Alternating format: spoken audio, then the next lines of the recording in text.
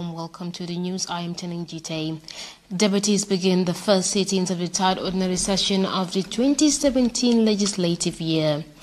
The Minister of Information briefs the press about key national issues.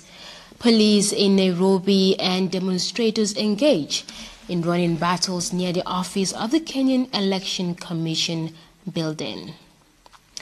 And authorities in South Sudan demand the release of 14 people allegedly abducted by opposition forces. And now those were the headlines. Coming up next, the news in detail.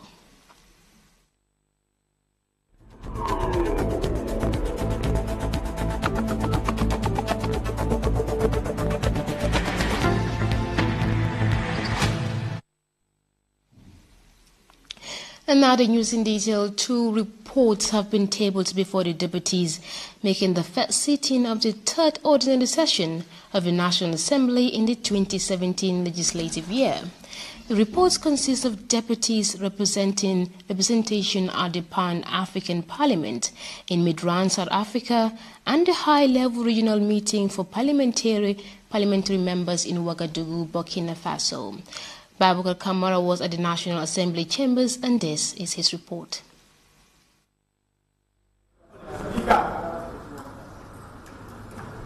Her arrival to the Legislative Chamber marks the opening of the third ordinary session of the National Assembly in the 2017 legislative year, with a 1-minute silence in observance of late Speaker of Burkina Faso. As honorable members are aware, the third ordinary session of the National Assembly in the 2017 legislative year begins today and ends on the 6th of October 2017. During this period, various parliamentary businesses and other important state matters that require the consideration of this august body will be tabled for consideration.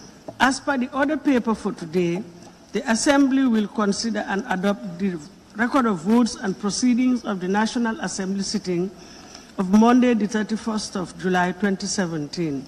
Parliamentary business has started in earnest, and before deputies are two reports detailing the representation of the National Assembly delegations to the Pan-African Parliament and a high-level regional meeting in Burkina Faso that is not without opinion. This was the first meeting of the Pan-African Parliament that we attended. This is just by way of preliminary, which started badly and ended badly. It ended badly because we all nearly lost our lives in a car accident. And this I attributed to bad arrangements of our travel for the first session of the Pan-African Parliament, and we were almost 1 week late. All the elections for the different positions in the Parliament took place in our absence, which meant that we had no possibility of occupying any position, at least for this particular period. Despite the Pan-African delegation's shortcomings, members of Parliament continue to express growing concern for the transformation of the Pan-African Parliament from an advisory body to a legislative entity that suits the African agenda. Essentially, the information we gather is what will help this Parliament to make its contribution. They've mentioned the shortcomings in terms of movement. But what is the greatest shortcoming? That this body must prevail over our other colleagues in the continent is the state of our institutions, the state of the Pan-African Parliament itself, into our own contribution to the evolution of the Pan-African Parliament, which is inconceivable. It remained a consultative and advisory body rather than a legislative instrument. And as long as it continues to be an advisory and consultative body, then we do not create our own agenda. As you can see, Paris Agreement, Sustainable Development Goals, and issues of peace on the continent. Foreign aid policies, disability, and good governance were widely debated by deputies, giving new impetus for their role towards accountability and good governance to the electorate. Parliaments are involved in helping president to manipulate constitutions. We are witness to what happened here during the impasse. This parliament was used to expand the lifespan of the presidency. In what? Because there is a stipulation in the constitution, if parliament expands its life, automatically the life of the presidency also is expanded. May I still, and emphasize, remind all honorable members that we as National Assembly members are required to abide and comply with the standing orders of the National Assembly as far as the business of this assembly is concerned in the deliberations, and to conduct ourselves with proper parliamentary decorum. Sit-ins of the National Assembly continues. Thank you. Babukar Kamara, GRTS. The Ministry of Information, Communication and Infrastructure held its second monthly media briefing at the GRTS headquarters in Conifing. The session discussed the trending national issues, especially government development policies and programs. With Mariam Balde was there, and this is a report.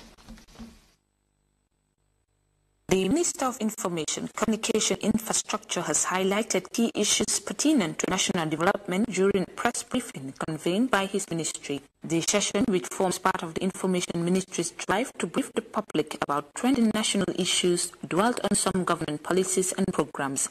These include the current interrupted power supply in the Greater Banjul area. The frequent power outages are being caused by ongoing maintenance of some of the generators, and this is resulting in extensive load shedding due to inadequate power supply to meet the demand. The crux of the problem is that we have been working with aged and obsolete equipment, some of which is almost 30 years old.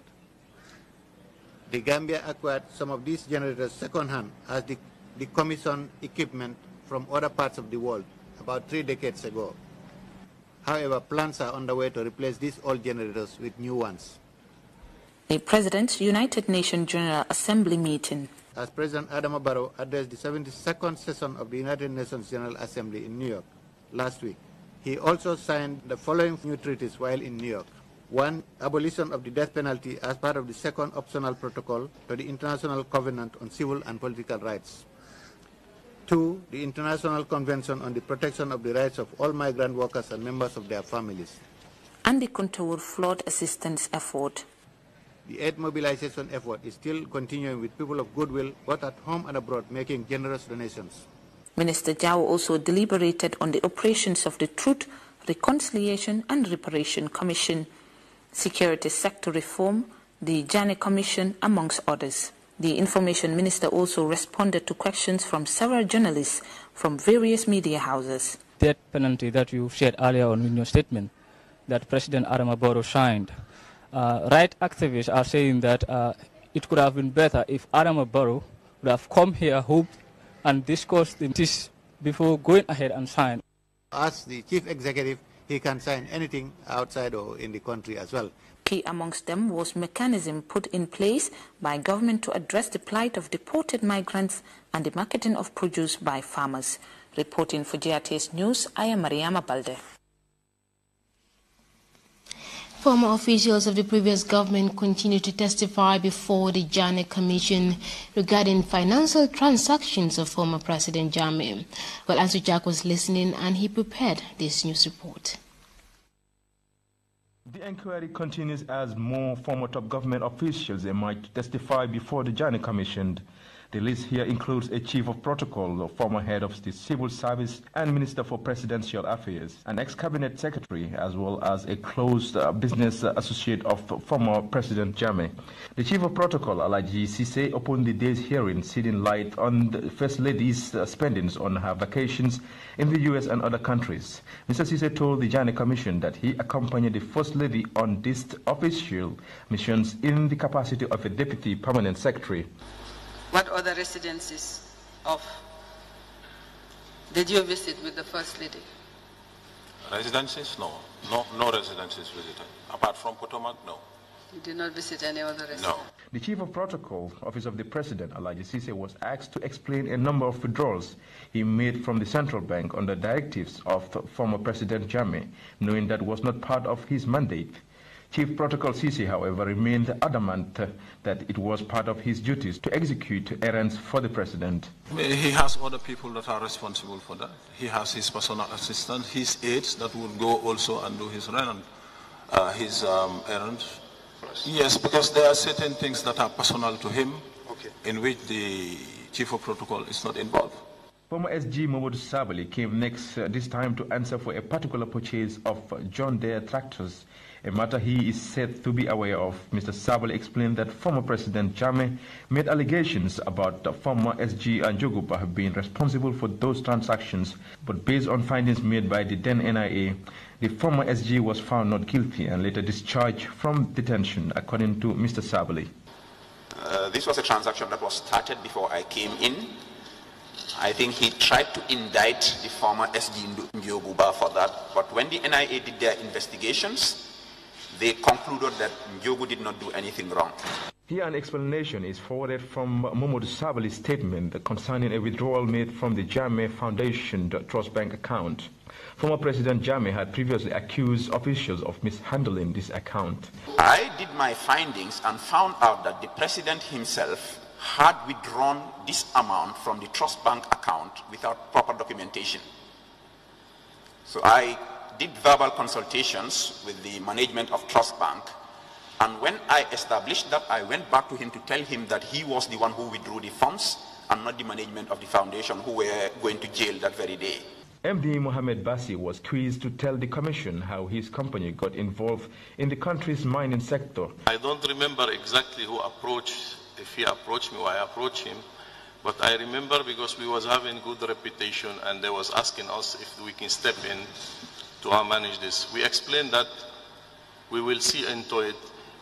The reason, and we find that somebody who was working to Carnegie at that time is running the operation, and he was the guy bringing all the, let's say, the labor from China, doing all the operation, transportation, and all this mining. The lead counsel for the asked Bassi to explain agreements made between Carnegie and his institution regarding equipment used by the company for mining. When we take over, the allowing us to use this equipment was there. Some of this equipment was absolute because time was being stopped. We have to bring our own equipment. We have to bring spare parts for all the equipment to become working again. Mohamed Bassi, who at one time served as Consular General in Lebanon under former President Jammeh, also facing the commission, former Secretary General Njoguba was asked to clarify how former President Jammeh spent huge cash withdrawals he kept receiving from the central bank and other accounts. I wouldn't be able to pinpoint really why he was using, those money or requesting those monies for. Well, when he says, for example, I'm using this for is an urgent state matter, an urgent and he wouldn't tell you what that urgency is or what that matter for the state is. Sometimes it says it deals with security. The commission continues its hearings tomorrow. I am Ansujak, reporting for GRTS News.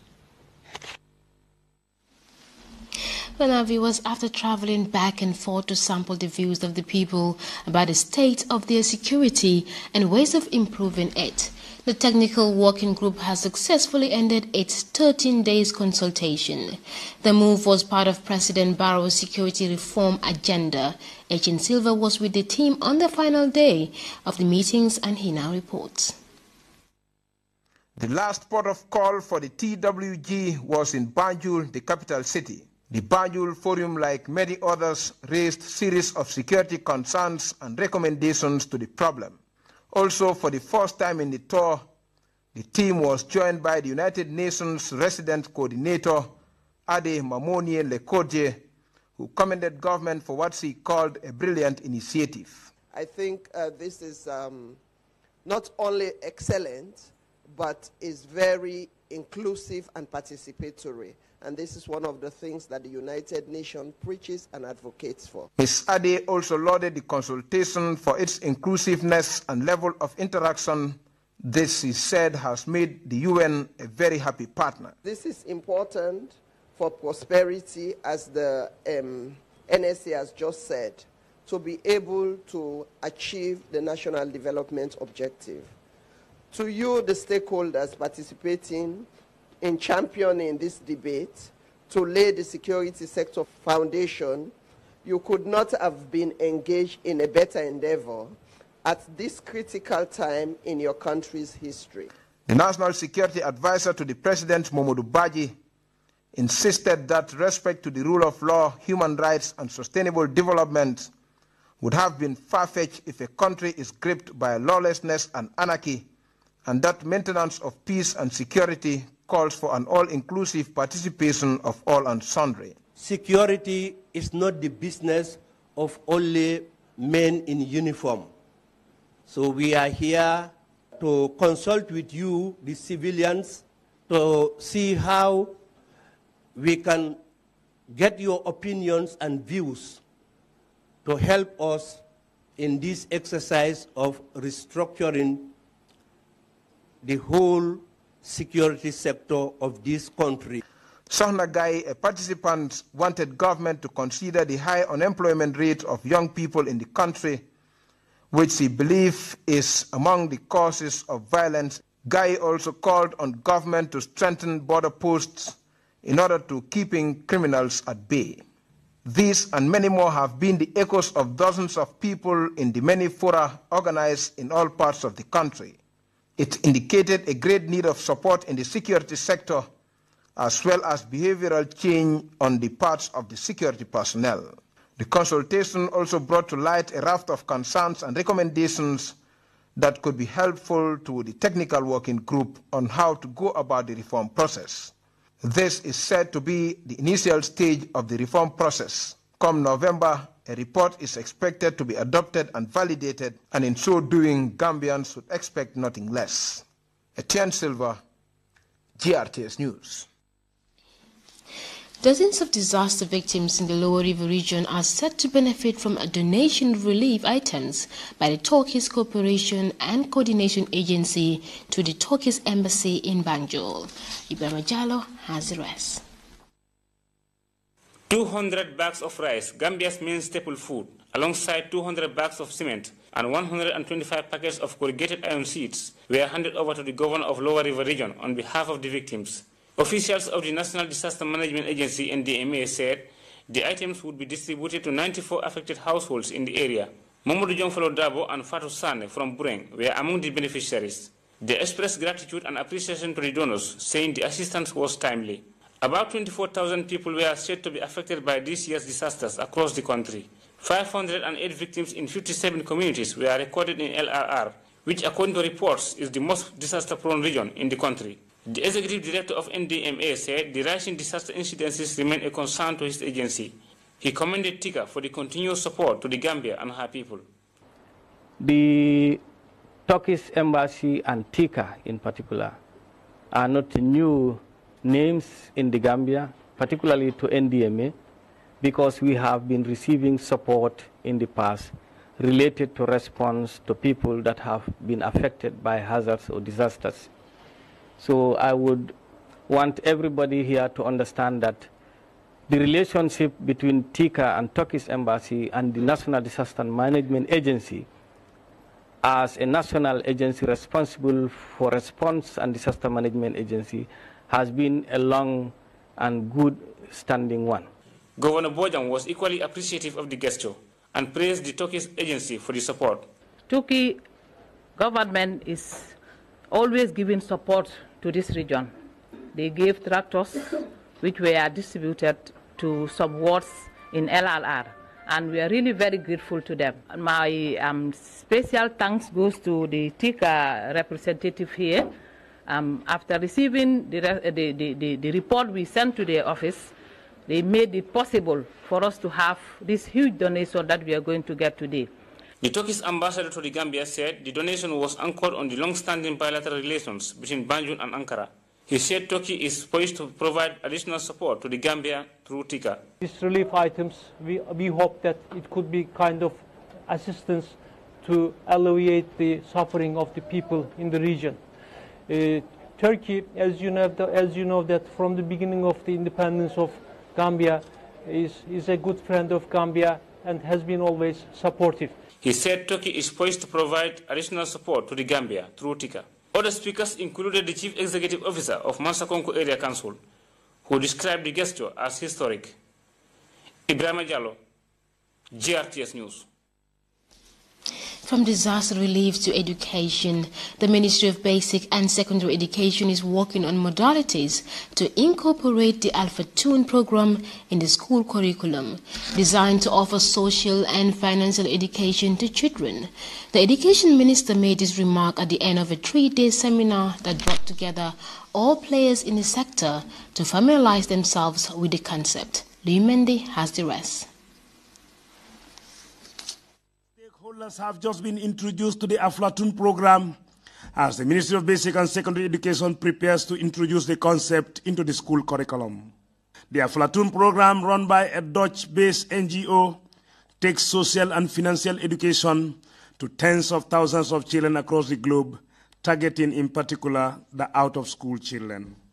Our target group is children and young people aged between 3 to 18-year-olds.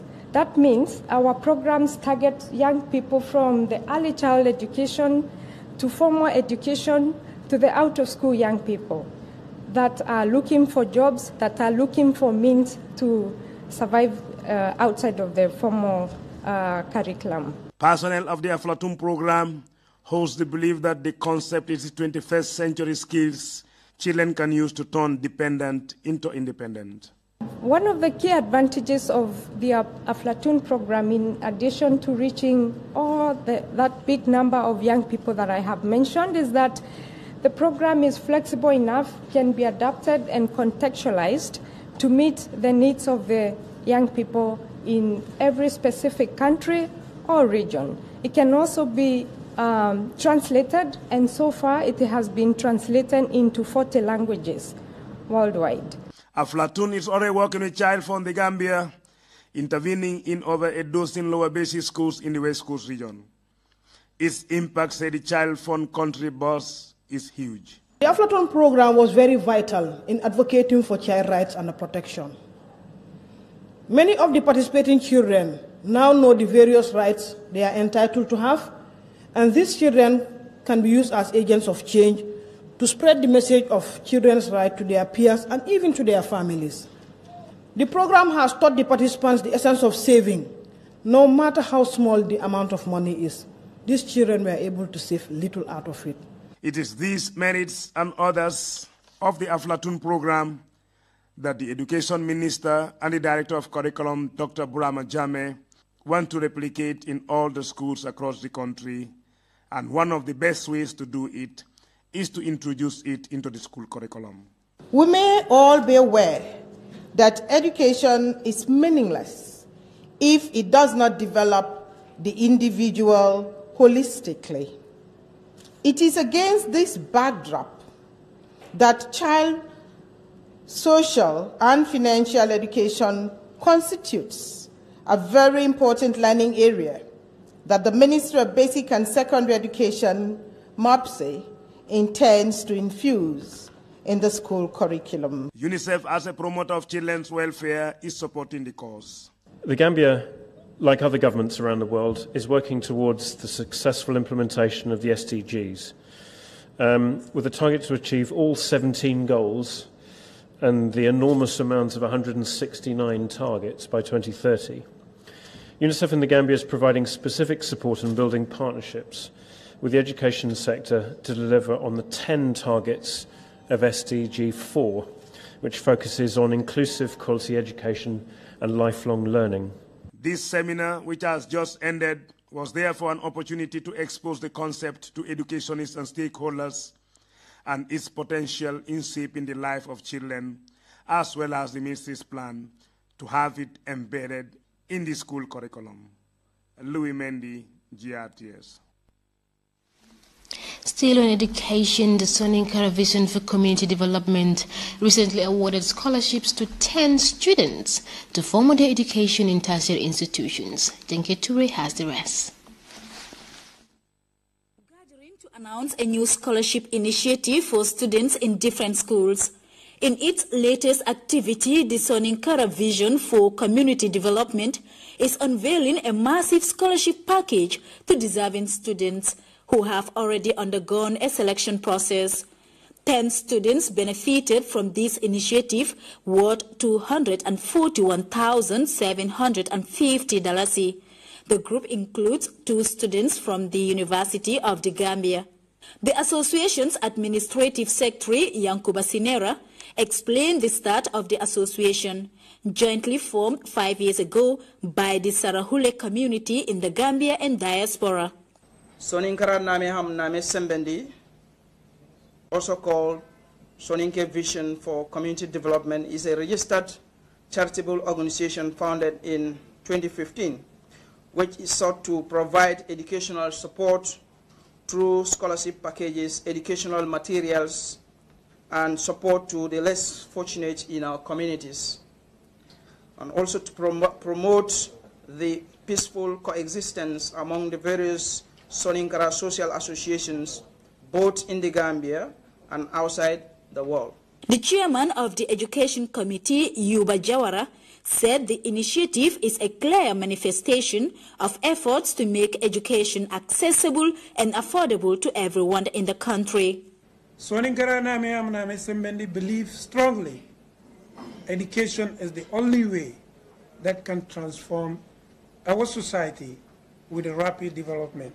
The association is dedicated to helping these young people succeed both personal and professional, and will continue to support this education scholarship program. Here, guest speaker Mamadou Sabali gives a word of advice to scholarship recipients. Once you get this education that's being funded by other people's money, to think of how you help other people to become beneficiaries of this process that has started, because as far as I'm concerned, it's a process. Once this money is invested, you go to school, become a teacher or a nurse, we expect you to be a good teacher who will impart knowledge to other people. It is the group's first pilot project bent on promoting education in the country, and now 10 students have their financial obligations fully settled as they prepare to embark on a vital educational journey. Reporting for GRTS News, I am Janke Ture. Congratulations to the awardees. With that, we'll take a break. Up next is more news. Do stay with us.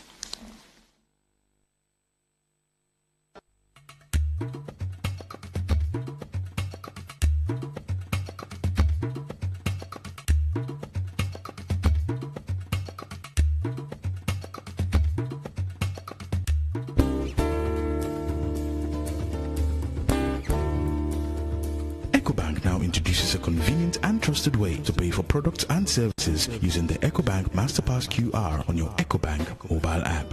Just tap on the menu, select Pay Merchant to scan the QR code, enter the amount to pay followed by your PIN. The merchant receives a confirmation of your payment and you're done. Experience the ease of making payments anywhere at any time with the EcoBank Masterpass QR on your EcoBank mobile app. Download the EcoBank mobile app from the Google Play Store or the Apple Store today. For more information, visit your nearest EcoBank branch. Terms and conditions apply. EcoBank, the Pan-African Bank. Mustafa J Jallo Moji di tap seeni baneex ak seeni bugga ak naani Fontana yu bees yu neex a neex yooyu Fontana can drink moo dàq njar mu ñu def lem ak suukar amul benn gaas amul benn rax-rax xanaa piireem a neex gi mu àndal Fontana can drink.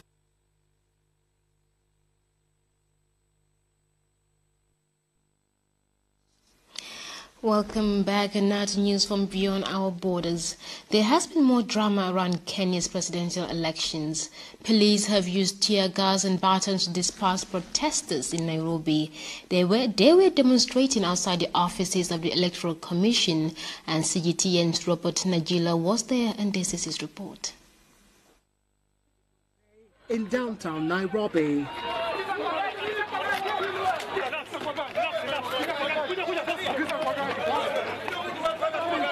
opposition supporters are demanding resignations of the Electoral Commission and took their demands to its doorstep.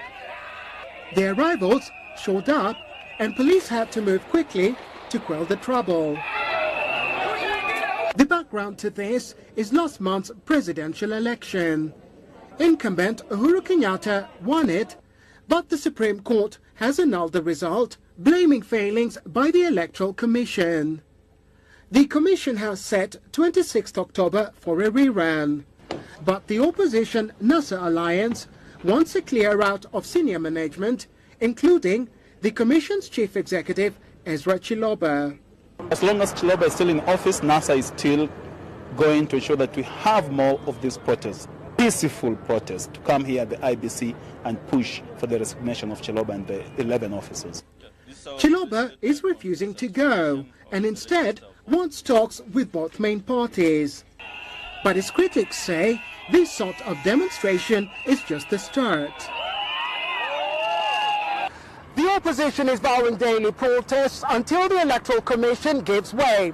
Whether or not this works, it will certainly do little to calm the nerves around this election. Robert Nagela, CGTN, Nairobi, Kenya. Well, from Robert Najila in Nairobi, we come to the end of this newscast. But before we take leave of you, a reminder of our headlines once more. Deputies have begun the first sitting of third ordinary session of the 2017 legislative year. The Ministry of Information has convened a press conference to brief members of the press about key national issues. Police in Nairobi and demonstrators have engaged in running battles near the offices of the Kenyan Election and Boundary Commission building. And authorities in South Sudan are demanding the release of 14 people allegedly abducted by opposition forces. Well, viewers, that was all in this edition of the news. Thanks for the pleasure of your company. And do join me at 2200 hours for another bulletin. Till then, have a pleasant evening. I am Tenenjite.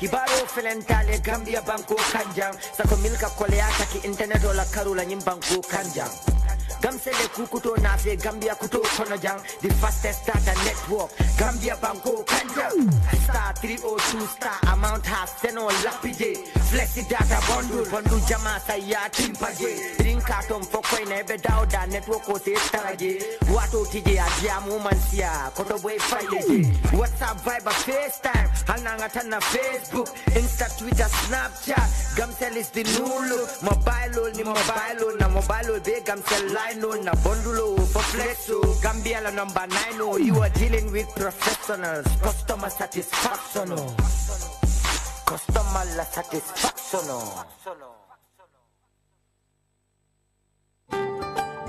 At Reliant, being at the forefront in driving financial inclusion, our Women Finance Deposit for Development is dedicated to provide